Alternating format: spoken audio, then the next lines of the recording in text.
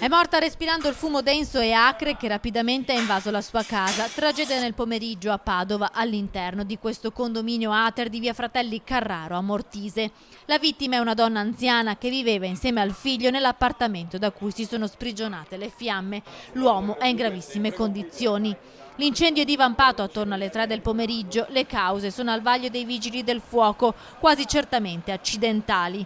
All'interno dell'abitazione però c'erano molti oggetti, soprammobili e tendaggi che hanno preso fuoco rapidamente e in pochi minuti il fumo ha invaso le stanze. La vittima e il figlio hanno cercato disperatamente di spegnere il rogo, ma quando sono arrivati i soccorsi e i pompieri allertati dai vicini di casa, per la donna non c'era già più nulla da fare.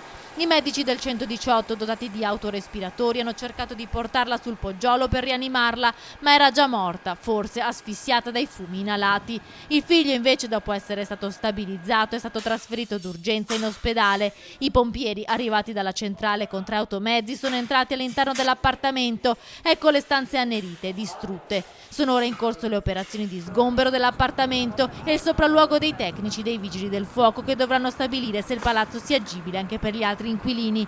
In via Fratelli Carraro sono arrivati anche i responsabili dell'Ater per le verifiche dell'alloggio.